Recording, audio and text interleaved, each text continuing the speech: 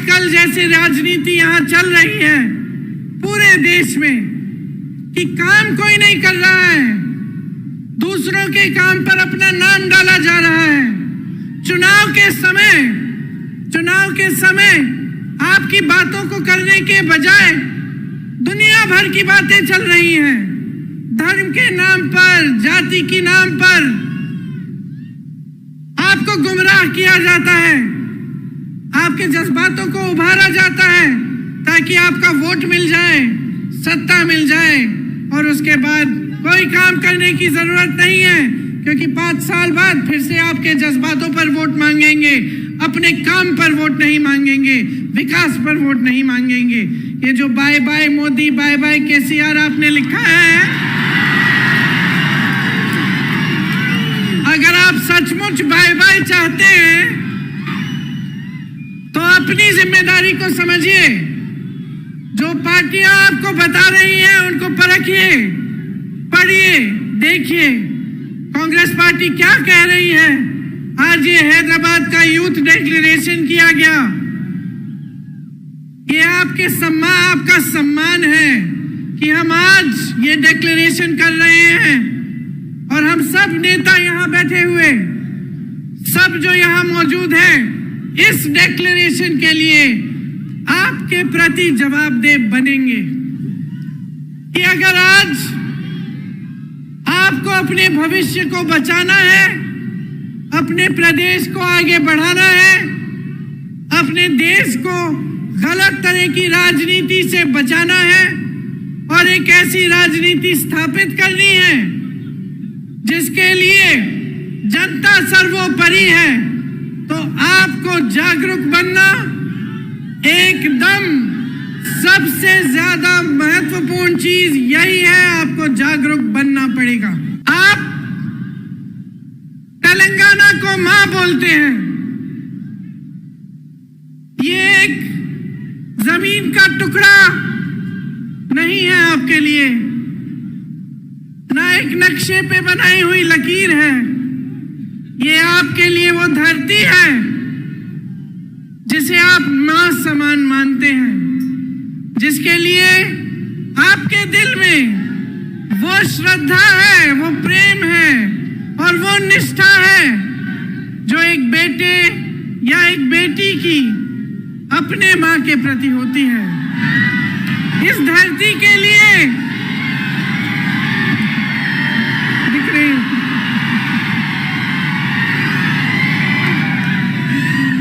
इस धरती के लिए सैकड़ों लोगों ने कुर्बानी दी। वीर श्रीकांताचार्य और सैकड़ों अमरवीरों ने तेलंगाना के लिए एक सपना देखा था और उस सपने के लिए उन्होंने अपना जीवन दिया।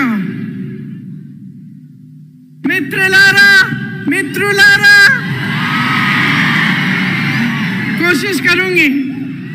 तेलंगाना विद्यार्थी अमरवीरल्लू ए आकांक्षाल कोसम आत्म बलिदानालू చేసుకున్నారు। ठीक बोला? उनकी क्या इच्छा थी, उनकी क्या आशा थी? उनकी इच्छा थी, उनकी लड़ाई थी कि यहाँ के युवाओं के लिए रोजगार बने, कि आने वाली पीढ़ियों को अपना पूरा हक मिले, उनके साथ ज्यादती न हो। किसानों के लिए उन्होंने ये सपना देखा था कि उनको पानी मिले, फसलों का सही दाम मिले, कर्ज का बोझ न उठाना पड़े। अपनी बहनों के लिए ये सपना देखा था कि पूरी तरह से उन्हें भी अपना हक मिले और सारी सुविधाएं मिले। वारंगल, रेड्डी, नलगोंडा, करीमनगर, महबूबनगर जैसे शहर भी हैदराबाद की तरह विकसित हो, उनका नाम भी पूरी देश दुनिया में मशहूर हो। ये शहीद जिन्होंने तेलंगाना के लिए अपना जीवन दिया, ये चाहते थे कि बाबा साहेब अम्बेडकर, महात्मा फूले जी, कोमरम भीम जी का जो सपना है वो साकार हो। सामाजिक न्याय मिले, सबको समान हक मिले। पूरे तेलंगाना का यही नारा था, नीरू निधनु नियामकालु। पानी, फंड्स और रोजगार, यही आप सबका नारा था। इसके लिए सैकड़ों कुर्बानियां दी गई। किसान, युवा, महिलाएं, दलित, आदिवासी सब आंदोलन के नायक थे। यहाँ की बेटे, यहाँ की बेटियां इस आंदोलन के नायक थे। ऐसा कोई एक नेता नहीं था जिसने इस आंदोलन को आगे बढ़ाया। ये आपका आंदोलन था, तेलंगाना की धरती के बेटे और बेटियों का आंदोलन था। उन्होंने कुर्बानियां दी, उन्होंने आंदोलन किया और इन कुर्बानियों की वजह से आज हम तेलंगाना प्रदेश में खड़े हैं। आप तो जानते ही होंगे, मेरे परिवार ने भी कई कुर्बानियां दी इस देश के लिए। इंदिरा भी शहीद हुई।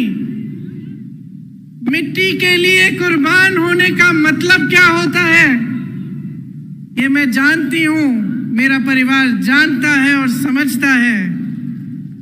जब हम सब कहते हैं कि किसी शहीद की कुर्बानी व्यर्थ नहीं होनी चाहिए, तो इसका मतलब क्या होता है, मेरे परिवार के सदस्य जानते हैं। और यहाँ तेलंगाना में एक एक पुरुष, एक एक महिला जानती है, क्योंकि आप में से हजारों लोगों ने यही कुर्बानी दी अपने प्रदेश के लिए और अपने देश के लिए। कुर्बानियां एक विचार के लिए दी जाती हैं। दिल में जो इंसान जिस चीज में विश्वास करता है, जिसके लिए लड़ता है, उसके लिए कुर्बानी दी जाती है।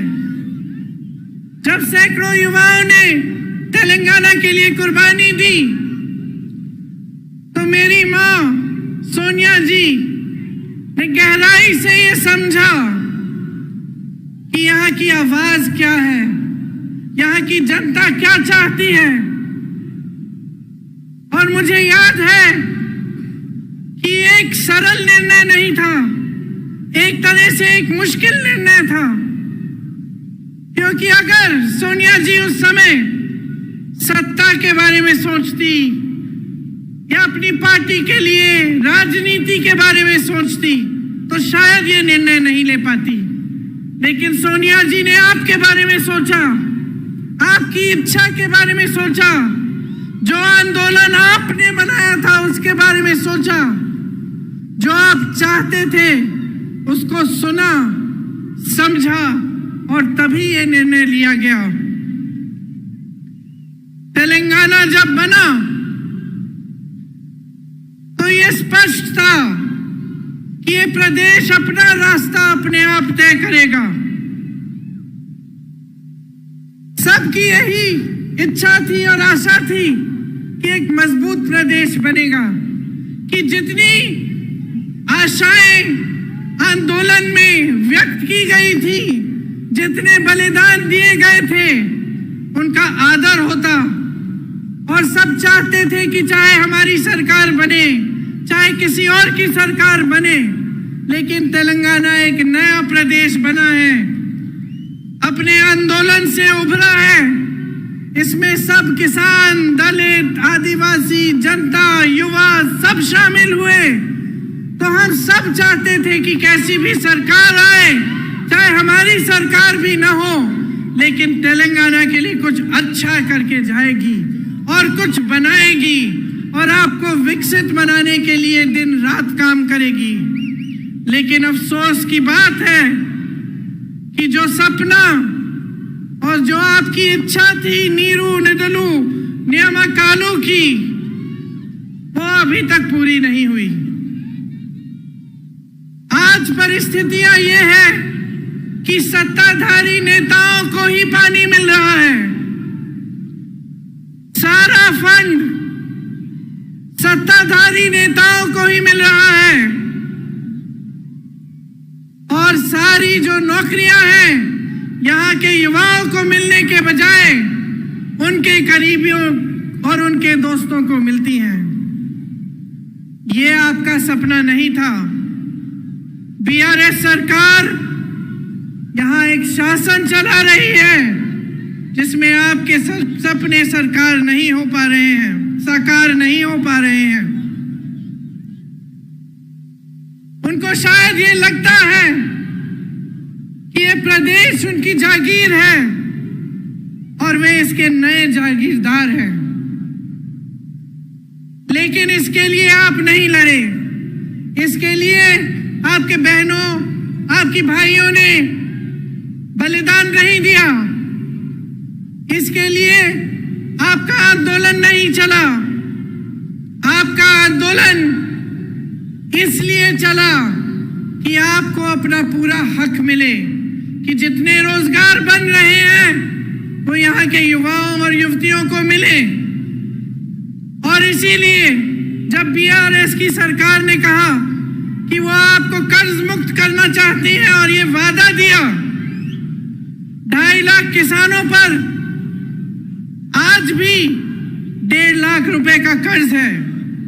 2.5 लाख किसानों पर, एक एक किसान पर कर्ज है और आपको अभी तक कर्ज मुक्त नहीं किया है, अपना वादा पूरा नहीं किया। 8,000 किसानों ने 2014 से लेकर आज तक आत्महत्या कर डाली। रोजाना लगभग 3 किसान आत्महत्या करते हैं। केसीआर जी ने कहा था कि हर घर में एक नौकरी देंगे। मैं आप सबसे पूछना चाहती हूं, आपके घरों में नौकरी मिली कि नहीं? नहीं मिली। नहीं। यहाँ के हाल में यहाँ के 40 लाख युवा बेरोजगार हैं। 2018 में इन्होंने कहा था कि हर महीने 3,000 रुपए बेरोजगारी का भत्ता मिलेगा। आपको मिल रहा है ये भत्ता? अगर भत्ता देते तो एक युवा को आज 1.5 लाख से ज्यादा रुपए मिलते। क्या मिल रहे हैं आपको? क्या मिले आपको? 2 लाख नौकरियों के पद खाली पड़े हैं, सरकार में भरे नहीं गए हैं, आपको नहीं दिए गए। भर्तियों का खाल देखिए, टीपीएससी का पेपर लीक हो गया, कोई एक्शन लिया इन्होंने? किसी पे कार्रवाई हुई? जिन बच्चों ने मेहनत से पढ़ाई की थी, जिनके माता पिता ने अपनी मेहनत और ईमानदारी की कमाई से उनकी फीस दी थी ट्यूशन के लिए, उनकी कोई मदद, कोई सहायता हुई? तो पिछले 9 सालों में 12 स्टेट यूनिवर्सिटीज में एक भी भर्ती नहीं हुई है। सोचिए आप, उस्मानिया जैसी तमाम यूनिवर्सिटीज टीचर्स और फंड की कमी से जुड़ रही हैं। एक भी सरकारी यूनिवर्सिटी नहीं बनाई गई। प्राइवेट यूनिवर्सिटी जरूर बनाई है जिसमें आपको लूटा जाता है और फीस इतनी ज्यादा होती है कि आधी जनता तो उसको दे नहीं पाती। एससी, एसटी, ओबीसी, माइनॉरिटीज के लिए 15 लाख विद्यार्थियों के 4,000 करोड़ दबाकर बैठी है सरकार और कुछ नहीं किया है। भर्तियां नहीं हो रही हैं अध्यापकों की, कोई नौकरियां नहीं मिल रही हैं युवाओं की। तो ये परिस्थितियां हैं आज आपकी। आपको बहुत चीजें कही गई थी, बहुत वादे किए गए थे, लेकिन वो वादे पूरे नहीं किए। आप शायद जानते नहीं होंगे कि बच्चों के स्कूलों में बच्चों के स्कूल भी कम हो गए हैं। कम बच्चे एनरोल हो रहे हैं पाठशालाओं में और शिक्षा का ही बजट कम कर दिया है। हाँ? आप सोचिए, आप सोचिए,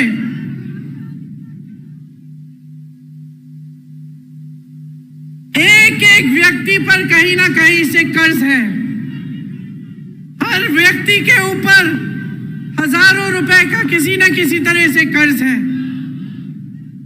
आपका पैसा सारा कहां गया? आपकी संपत्ति कहां गई? जो बड़े बड़े सपने आपको दिखाए थे, जो आपकी आशाएं थी, जिसके लिए आपने आंदोलन किया, अपना एक नया प्रदेश बनाया, उन आशाओं का क्या हुआ? आपको एक ऐसी सरकार मिली जिसने आपके सपने तोड़े। तो अब आपको तय करना पड़ेगा बहनों और भाइयों, कुछ महीनों में यहां पे भी चुनाव आएगा। मैं हर रोज पिछले 2 हफ्तों से कर्नाटका में प्रचार के लिए जा रही हूं। आज आखिरी दिन है।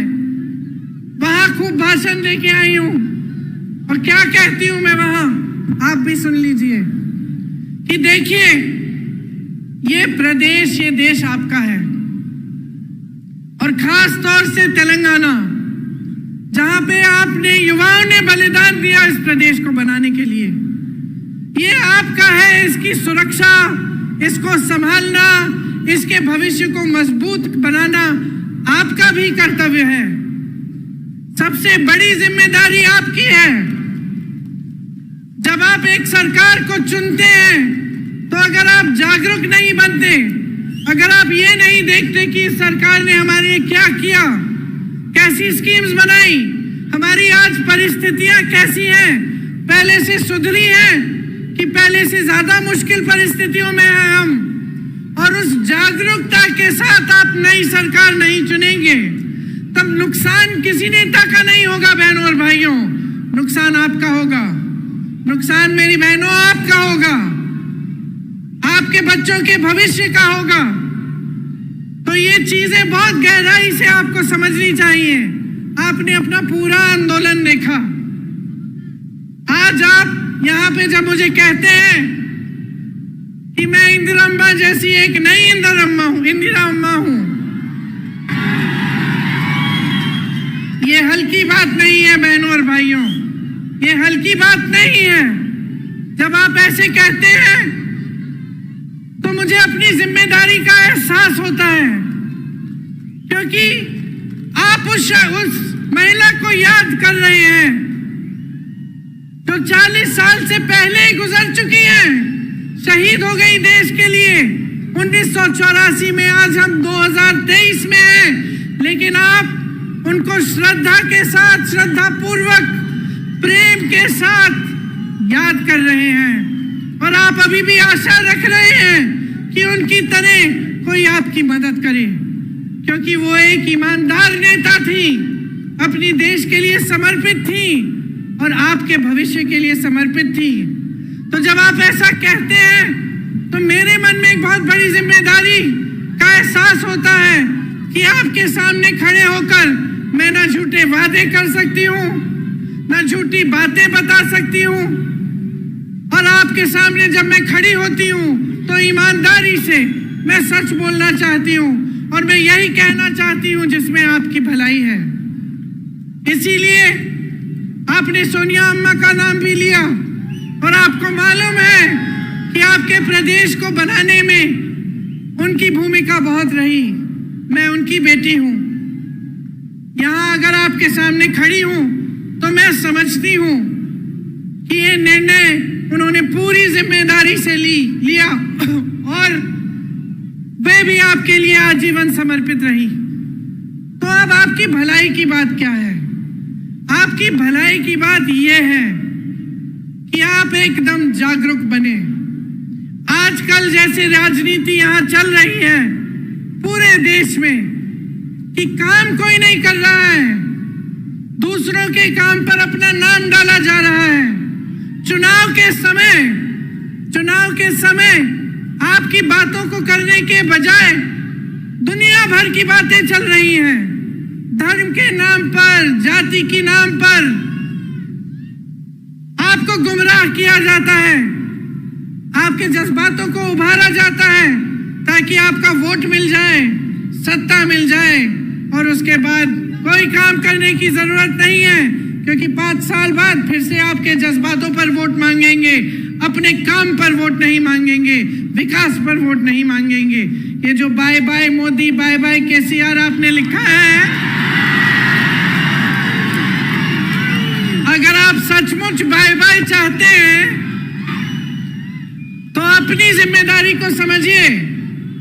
जो पार्टियां आपको बता रही हैं उनको परखिए, पढ़िए, देखिए कांग्रेस पार्टी क्या कह रही है। आज ये हैदराबाद का यूथ डिक्लेरेशन किया गया, ये आपका सम्मान है कि हम आज ये डिक्लेरेशन कर रहे हैं। और हम सब नेता यहाँ बैठे हुए, सब जो यहाँ मौजूद हैं, इस डिक्लेरेशन के लिए आपके प्रति जवाबदेह बनेंगे। अगर हमारी सरकार बनेगी, 5 साल बाद ये काम नहीं किए गए तो हमें निकाल देना।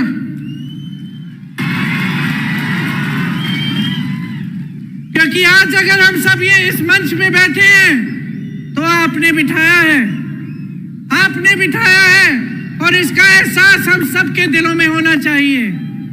इस यूथ डिक्लेरेशन में ये कहा हमने कि आंदोलन में शहीद परिवारों के लिए, शहीदों के परिवारों के लिए एक सदस्य को जरूर सरकारी नौकरी मिलेगी।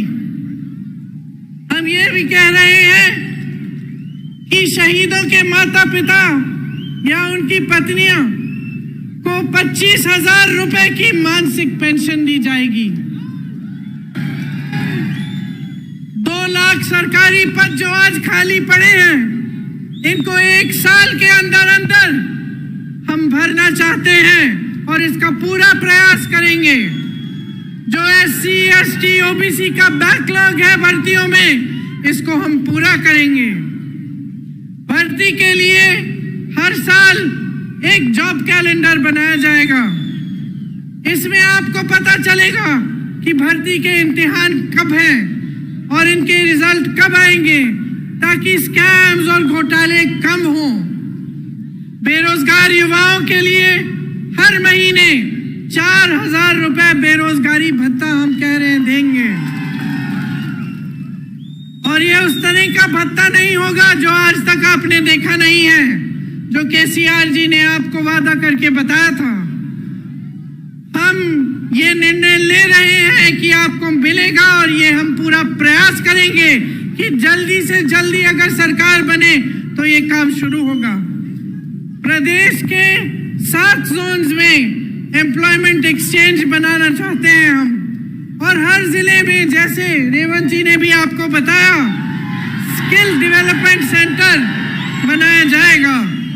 तेलंगाना में सरकारी सहायता पाने वाली प्राइवेट कंपनीज की भर्तियों में तेलंगाना के युवाओं को 75% आरक्षण मिलेगा।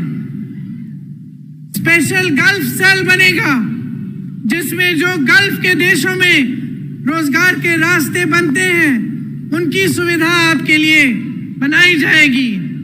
शिक्षा को बढ़ावा दिया जाएगा। इन्होंने शिक्षा की बजट कम की है। आप सोचिए कि किस तरह का भविष्य बनाना चाहते हैं आपके लिए, अगर स्कूल ही नहीं खुलवा रहे हैं, अगर शिक्षा की बजट कम हो रही है। SC, ST, OBC, माइनॉरिटीज और EWS के जरूरतमंद बच्चों के लिए फीस का रीइंबर्समेंट किया जाएगा। जो 4,000 करोड़ सरकार के ड्यूज हैं वो क्लियर किए जाएंगे। खम्मम, मेडक में नई इंटीग्रेटेड यूनिवर्सिटीज बनाई जाएंगी। शिक्षा प्राप्त कर रही 18 साल से ऊपर की लड़कियों को इलेक्ट्रिक स्कूटर मिलेगा। हाँ, ये मुझे भी पसंद है, ये वाला। 4 नई IIIT बनाना चाहते हैं हम। वर्ल्ड क्लास की स्पोर्ट्स यूनिवर्सिटी, ये सब काम हम करना चाहते हैं। और इसके अलावा बहुत सारी चीजें इस यूथ के जो आपने ये जो डिसीजंस लिए हैं उसमें लिखे गए हैं। आप सबको पढ़ना चाहिए और सबको अच्छी तरह से समझना चाहिए। तो अंत में मैं सिर्फ इतना कहना चाहती हूं कि अगर आज आपको अपने भविष्य को बचाना है, अपने प्रदेश को आगे बढ़ाना है, अपने देश को गलत तरह की राजनीति से बचाना है और एक ऐसी राजनीति स्थापित करनी है जिसके लिए जनता सर्वोपरि है। तो आपको जागरूक बनना एकदम सबसे ज्यादा महत्वपूर्ण चीज यही है। आपको जागरूक बनना पड़ेगा। मैं यही मांगने आई हूं आपसे, बार बार आपसे मिलती रहूंगी, बातें करती रहूंगी और मेरी इच्छा यही है कि जो सपने शहीदों ने, आपकी बहनों, आपके भाइयों ने आपके प्रदेश के लिए देखे, जिन सपनों को साकार करने के लिए सोनिया ने और कांग्रेस पार्टी ने ये निर्णय लिया था और जिस प्रदेश के लिए इंदिरा ने दिन रात काम किया था, वो एक विकसित मजबूत प्रदेश बने जो पूरी दुनिया में मशहूर रहे। यही मेरी इच्छा और आशा है। आप सबने बहुत बहुत ध्यान से मेरी बातों को सुना, इसके लिए मैं आपको बहुत धन्यवाद देती हूँ, बहुत धन्यवाद देती हूँ। एक बार मेरे साथ कहिए, जय हिंद।